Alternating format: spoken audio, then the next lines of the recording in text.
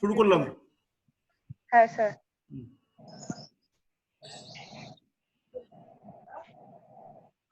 তো স্টার্ট করব? Yes, start please. তো আজকে আমি যে বিষয়টা আলোচনা করব সেটা হলো ইনকোয়ারি ট্রেনিং মডেল, যেটা একটা বিশেষ ধরনের টিচিং মডেল। তো ফার্স্টে টিচিং মডেলে যাওয়ার আগে আমি দেখে নেই যে টিচিং মডেলটা অ্যাকচুয়ালি কি। আচ্ছা, তো মডেলস অফ টিচিং বলতে বোঝায় একটা ব্লুপ্রিন্ট বা একটা খসড়া, যেটা কিন্তু টিচাররা তৈরি করেন, যে তারা ক্লাসে গিয়ে কি বিষয়টা পড়াবেন, কিভাবে পড়াবেন, বা কোন বিষয়টাতে এমফেসিস করবেন। অর্থাৎ প্রত্যেকটি বিষয় পড়ানোর পেছনে কিন্তু একটি লক্ষ্য থাকে। কোনো একটা জিনিস শিক্ষা দেওয়ার পেছনে সেই লক্ষ্যটা পূরণ করার জন্য কিছু ইনস্ট্রাকশনাল গাইডলাইন তৈরি করে টিচাররা নিজেই, যাতে টিচারদেরই সুবিধা হয় যে তিনি কোন বিষয়টিতে জোর দেবেন বা কিভাবে বিষয়টিকে স্টুডেন্টদের সামনে তুলে ধরবেন। তো সেটাকেই বলা যেতে পারে টিচিং মডেল। তো টিচিং মডেলের কিছু এলিমেন্টস আছে, যেটা হলো ফোকাস। মানে টিচিং মডেলের যে মেন লক্ষ্যটা, অর্থাৎ কোনো বিষয় শিক্ষার পেছনে যে মেন বিষয়বস্তুটা যেটা টিচাররা স্টুডেন্টদের মধ্যে ডেলিভার করতে চান, সেটাকে বলা যেতে পারে ফোকাস। সিনট্যাক্স হলো কিভাবে মডেলের স্ট্রাকচারটা করা হবে, সেটা হলো সিনট্যাক্স। প্রিন্সিপালস অফ রিয়াকশন, মানে টিচার কিভাবে রিয়াক্ট করবেন, সেটা অবশ্যই হতে হবে এনকারেজিং, সেটা অবশ্যই হতে হবে ইন্টারেস্টিং। এবং সোশ্যাল সিস্টেম হলো টিচার স্টুডেন্ট ইন্টারাকশন প্রসিডিওরসটা।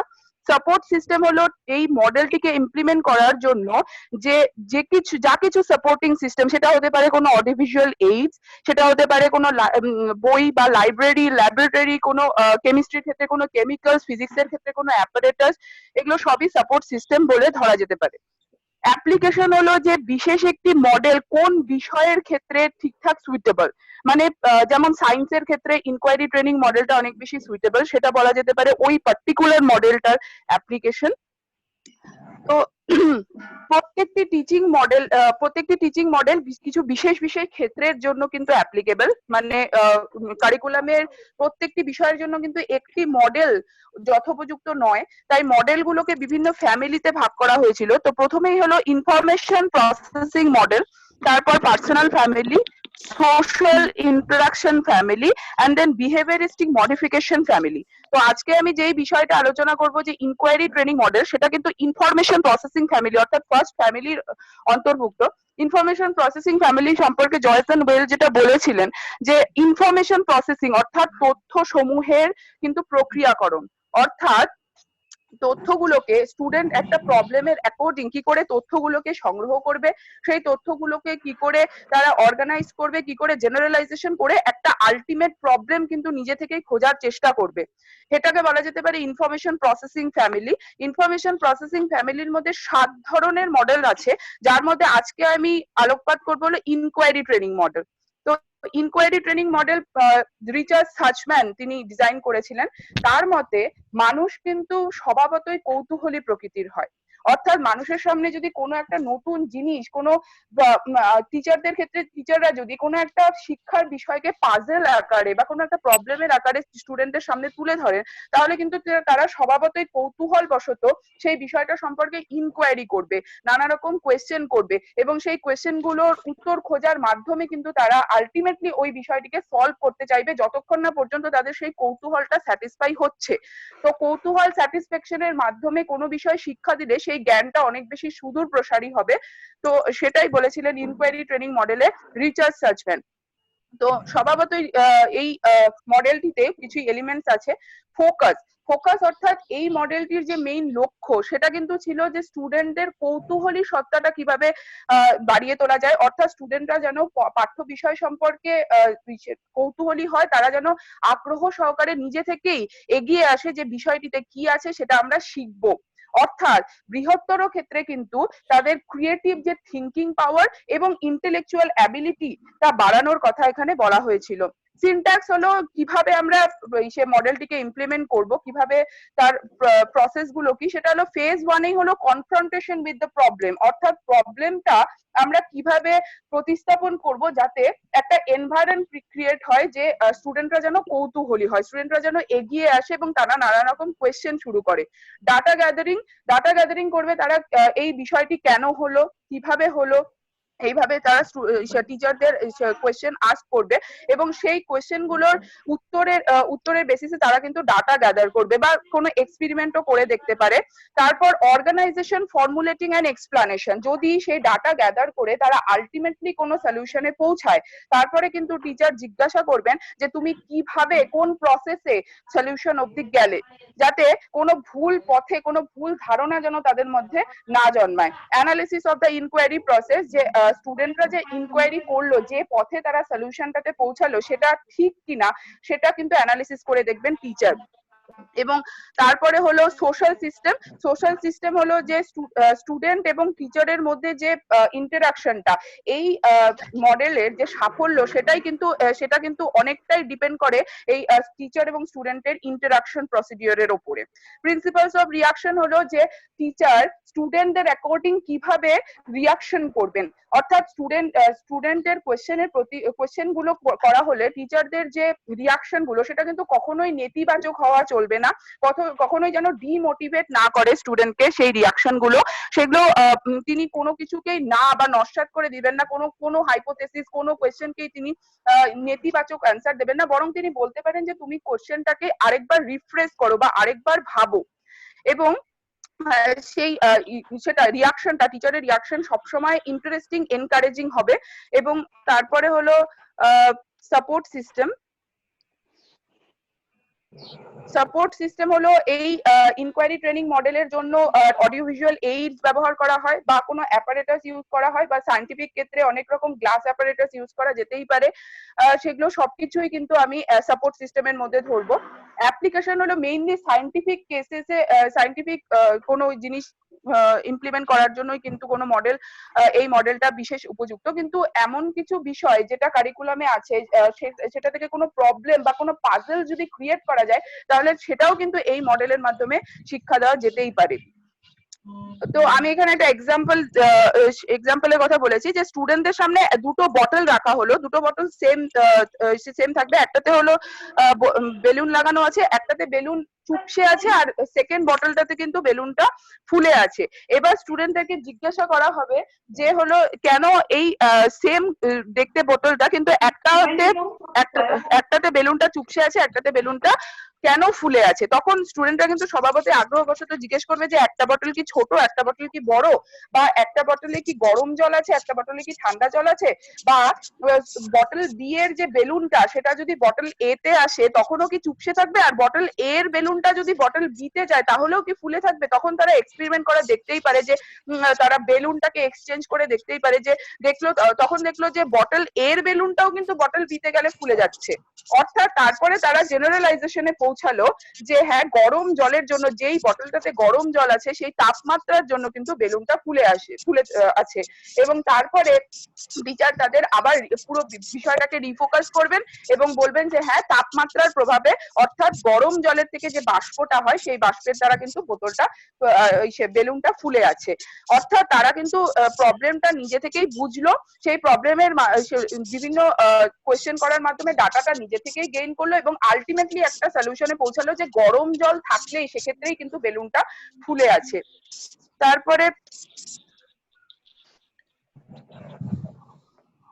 আচ্ছা, অ্যাডভান্টেজেস তো এটার সায়েন্টিফিক প্রসেস স্কিলটাকে এনহ্যান্স করে এবং এর মাধ্যমে কিন্তু স্টুডেন্টরা অনেক বেশি আত্মনির্ভর হয়, তাদের স্পিকিং অ্যাবিলিটিটা বাড়ে, তারা টিচারের সঙ্গে খুব ভালোভাবে ফ্লুয়েন্টলি ইন্টারাকশন করতে পারে, তাদের ইন্ট্রোভার্সিটা কেটে যায়। কিন্তু বৃহত্তর ক্ষেত্রে কিন্তু তাদের যে কগনিটিভ ডেভেলপমেন্টটা সেটা হয় এবং তাদের যে থিঙ্কিং পাওয়ার, যে ইনেট থিঙ্কিং পাওয়ার, সেটা কিন্তু এর মাধ্যমে ইনহ্যান্স হয় এবং ইন্টেলেকচুয়াল অ্যাবিলিটিটা অবশ্যই ইনক্রিজ করে এবং আলটিমেটলি তারা কিন্তু অনেক বেশি ক্রিয়েটিভ হয়। আর প্রত্যেকটি মডেলেরই কিছু লিমিটেশনস আছে। লিমিটেশন গুলোর মধ্যে যে এই মডেলের মাধ্যমে কিন্তু কোনো প্রাইমারি কন্টেন্ট, অর্থাৎ যে পুরো সাবজেক্ট ম্যাটারটা, কোনো একটা ফর্মুলা বা কোনো একটা প্রতিপাদ্য বিষয় বা কোনো উপপাদ্য হতে পারে, সেগুলো কিন্তু আমরা এর মাধ্যমে শিক্ষা দিতে পারবো না। এবং কিছু জিনিস, কিছু পাজেল যেগুলোর কিন্তু কজ এফেক্ট রিলেশনশিপ যদি না থাকে, তাহলে আমরা এই মডেলের মাধ্যমে দেখাতে পারি না সেটাকে। এবং যাই হোক, তো অনেক লিমিটেশন থাকা সত্ত্বেও কিন্তু এই মডেলটা বিশেষ বিশেষ লক্ষ্যে পৌঁছানোর ক্ষেত্রে কিন্তু যথেষ্ট উপযুক্ত। অর্থাৎ কোনো স্টুডেন্টদের মধ্যে ইন্ট্রোভার্সিকে কাটানো, তারা তারপর তাদের মধ্যে স্পিকিং স্কিলের অ্যাবিলিটি, তাদের ইনের যে চিন্তা ভাবনা সেটার যাতে বিকাশ হয়, এবং বৃহত্তর ক্ষেত্রে যে ইন্টেলেকচুয়াল অ্যাবিলিটি, ক্রিয়েটিভিটি, এগুলোকে বাড়ানো যায়, এবং তারা নিজে থেকেই আগ্রহী হয়ে যখন একটা বিষয় শিখতে চায় তখন সেই জ্ঞানটা কিন্তু অনেক বেশি সুদূর প্রসারী হয়। সেটাই কিন্তু এই মডেলটিকে সাফল্যমণ্ডিত করে তুলেছে। Thank you. Lovely lovely lovely lovely.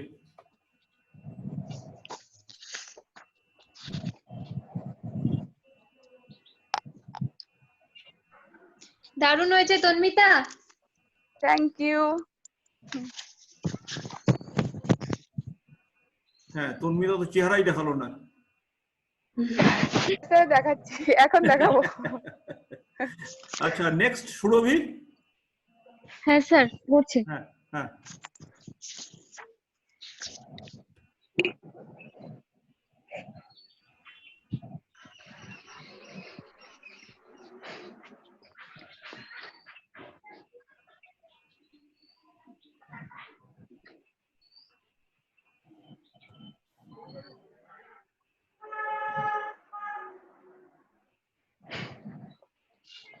হ্যাঁ, start.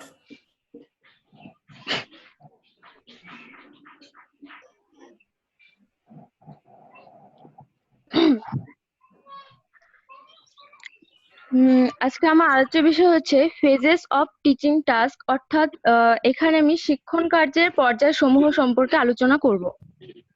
Phases of teaching task অর্থাৎ শিক্ষণ কার্যের পর্যায়সমূহ। শিক্ষণের কাজটি অত্যন্ত জটিল, আমরা জানি। এর বিভিন্ন কর্মসূচি রয়েছে। স্টেজেস অফ টিচিং বলতে আমরা বুঝি শিক্ষণের প্রথম থেকে শেষ পর্যন্ত সম্পন্ন হওয়া বিভিন্ন ধাপ সমূহকে।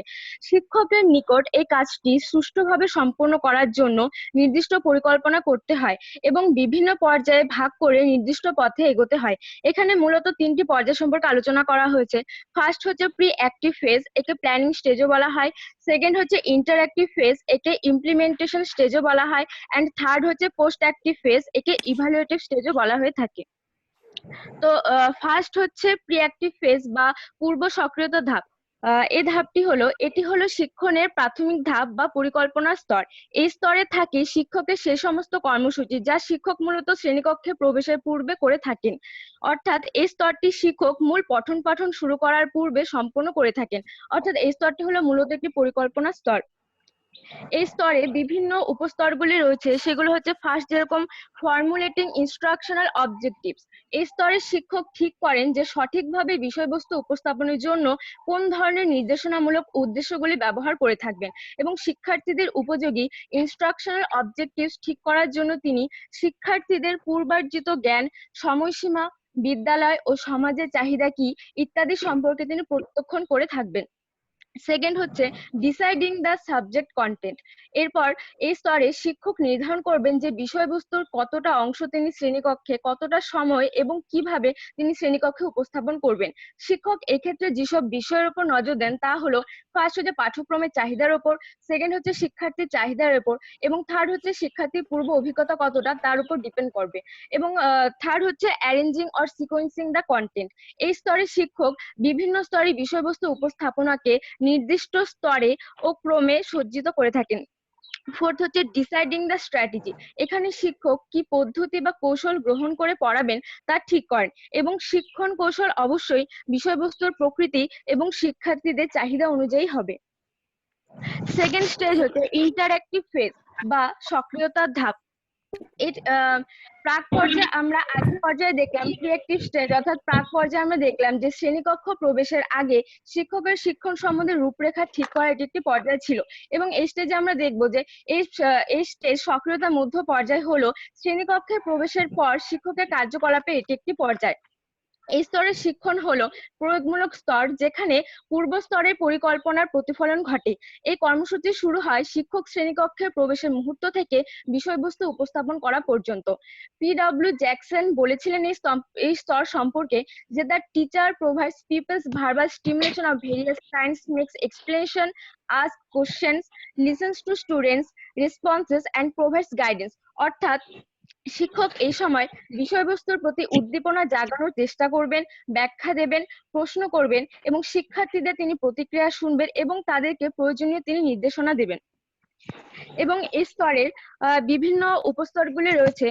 ফার্স্ট হচ্ছে সাইজিং আপ দ্য ক্লাস। এই স্তরের শিক্ষকের প্রধান কাজ হলো শ্রেণীকক্ষে বিষয়বস্তু উপস্থাপন করা। শিক্ষক যখন শ্রেণীকক্ষে প্রবেশ করে তিনি প্রথমে চোখ রাখবেন শিক্ষার্থীদের ওপর এবং পারিপার্শ্বিক পরিবেশের ওপর, এবং কোন কোন শিক্ষার্থী উৎসাহী রয়েছে এবং কোন কোন শিক্ষার্থী নিরুৎসাহী রয়েছে এই ব্যাপারেও তাকে চোখ রাখতে হবে। এবং প্রত্যক্ষণের মাধ্যমে শিক্ষক শ্রেণীকক্ষের পরিবেশ বোঝার চেষ্টা করবেন এবং সেই সঙ্গে শিক্ষার্থী ও শিক্ষকের ব্যক্তিত্ব প্রত্যক্ষ করবেন। সেকেন্ড হচ্ছে ডায়াগনোসিস দ্য লার্নার। শ্রেণীকক্ষের পরিবেশ প্রত্যক্ষণের পরে শিক্ষক 3টি স্তরে শিক্ষার্থীদের পারদর্শিতা নির্ণয় করে থাকবেন। ফার্স্ট হচ্ছে ক্রিয়াকলাপ বা অ্যাক্টিভিটিস, সেকেন্ড হচ্ছে আগ্রহ ও মনোভাব বা ইন্টারেস্ট অ্যান্ড অ্যাটিটিউডস, শিক্ষাগত পটভূমি বা একাডেমিক ব্যাকগ্রাউন্ড।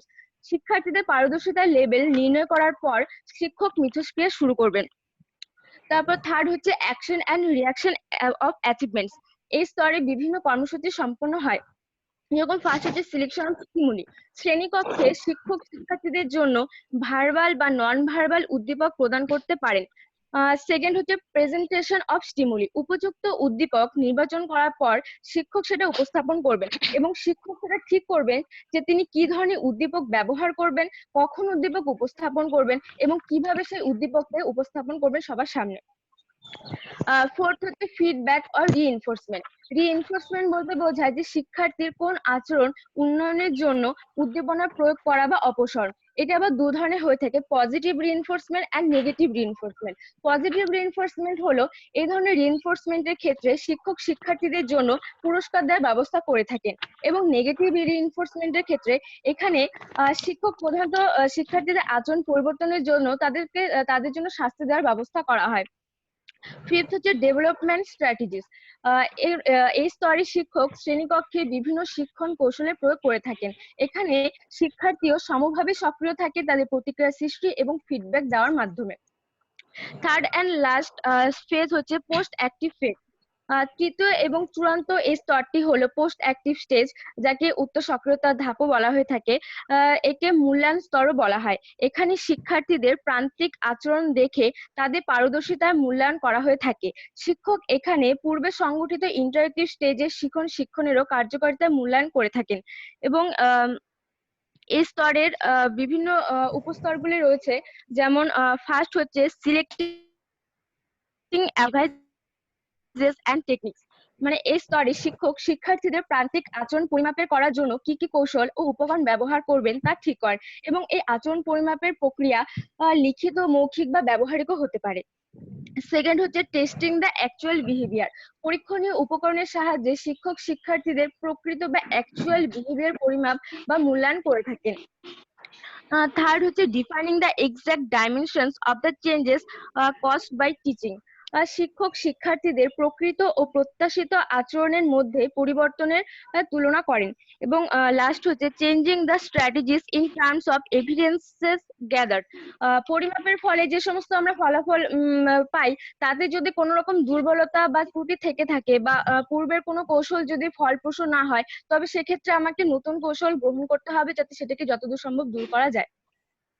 তো তাহলে আমরা দেখতে পাচ্ছি যে শিক্ষক প্রক্রিয়াটি মূলত 3টি স্তরে সংগঠিত হচ্ছে।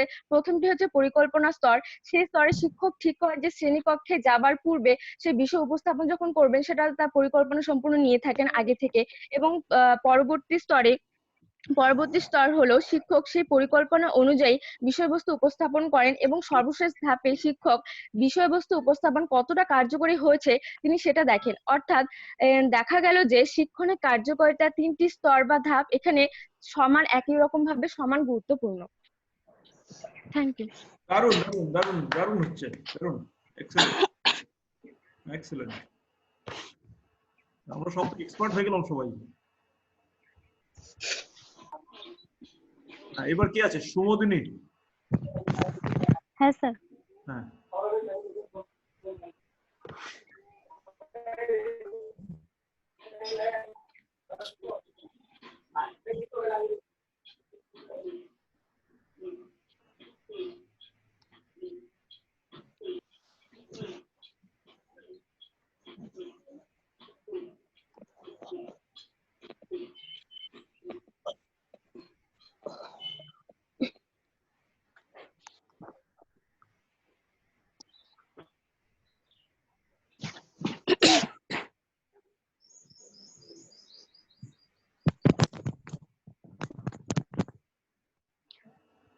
Good afternoon, everyone. My talk is phase of teaching task.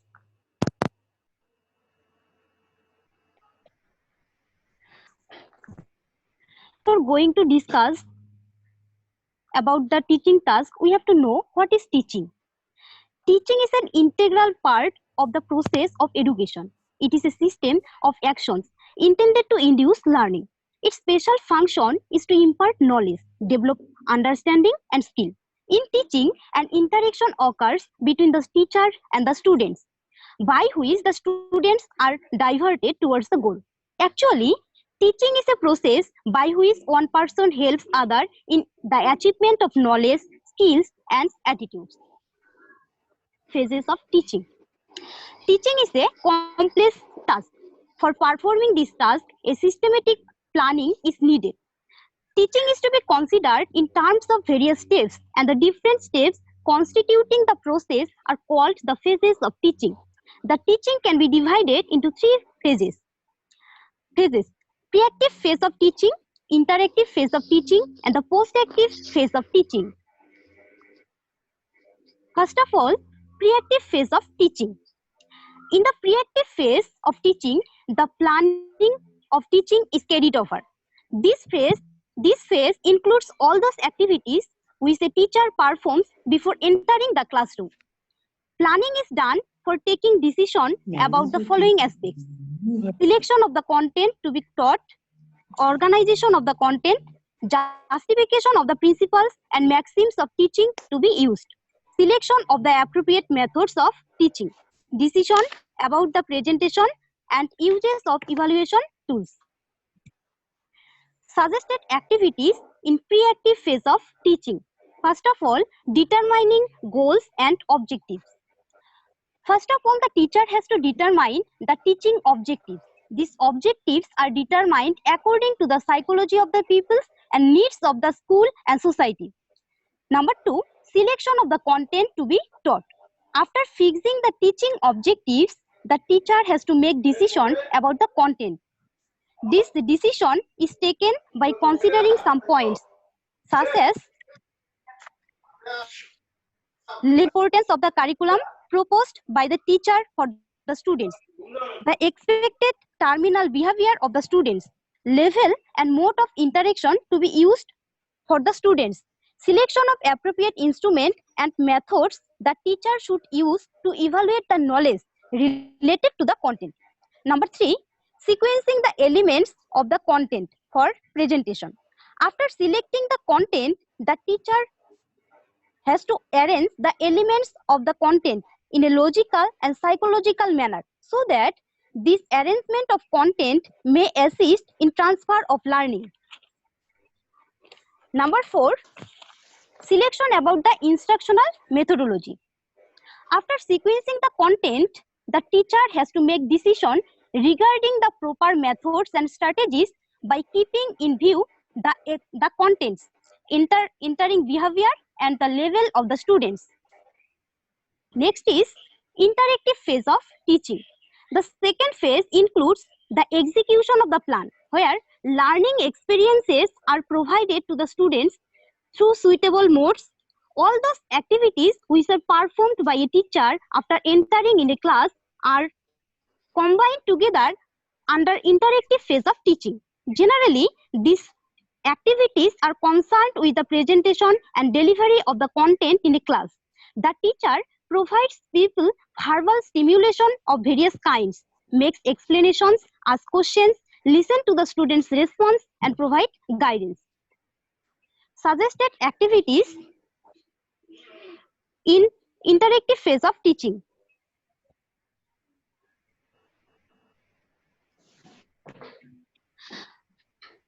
First of all, sizing of the class.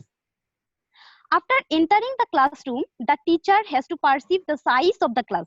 He has to throw his eyes on all the pupils of the class in a few moments. Number 2, knowing the learners. After having a feeling of the class size, the teacher makes efforts to know how much the newcomers or pupils have previous knowledge. He tries to know the abilities, interests, attitudes, and academic background of the learners. Number 3, selection and presentation of stimuli. The teacher should select the appropriate stimulus as soon as the situation arises. After that, the teacher should present them before the students. The teacher should present that form of stimulus which can motivate the students for learning. Number 4, feedback and reinforcement. Feedback or reinforcement is that condition which increases the possibility for accepting a particular response in future. These conditions may be of two types: positive reinforcement and negative reinforcement. Number 5, development of strategies. The teaching activities are directly related to the learning conditions. Therefore, at the time of interaction, the teacher produces such activities and conditions by the reinforcement strategies which affect the activities of the people. The development of teaching strategies turns the pupil-teacher interaction impressive. Major operations in the interactive phase of teaching. In the interactive phase of teaching, we have some major operations. These are perception, diagnosis, and reaction process. The last phase of teaching is the post-active phase of teaching. The post-active phase of teaching is that one that involves teachers' activities such as analyzing, evaluation, results to determine students' learning, especially their problems in understanding specific areas, to reflect on teaching by self, and to decide on the necessary changes to be brought in the system in the next instructional period. Suggested activities for post-active phase of teaching. Number 1, defining the exact dimensions of the changes caused by teaching. At the end of the teaching, the teacher has to define the exact dimensions of changes in the behaviors as a result of teaching. This is termed as criterion behavior. For this, the teacher can compare the actual behavioral changes in the students with the expected behavioral changes. If he observes desired behavioral changes in the maximum number of people, he concludes that his teaching strategies and tactics work effectively. Number 2, selecting appropriate testing devices and techniques. The teacher selects those testing devices and techniques to compare the actual behavioral changes with the desired behavioral changes, which are reliable and valid, and which can evaluate the cognitive and non-cognitive aspects of the people. Number 3, changing the strategies in terms of evidences gathered. While by using reliable and valid testing devices, the teacher gets the knowledge regarding the performance of the pupils and attainment of objectives on the one hand, and on the other hand, he also gets clarity regarding his instruction, teaching strategies and tactics. He also comes to know about the required modification in the teaching strategies and situations, along with the drawbacks of his teaching in order to achieve the teaching objectives.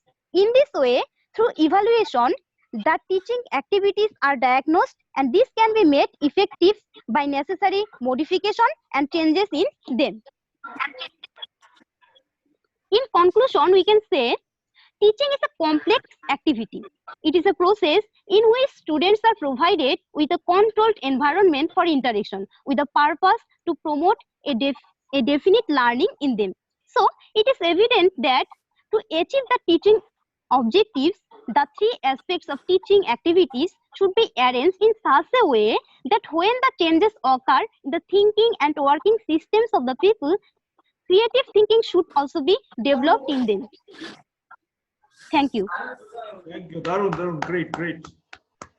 Lovely.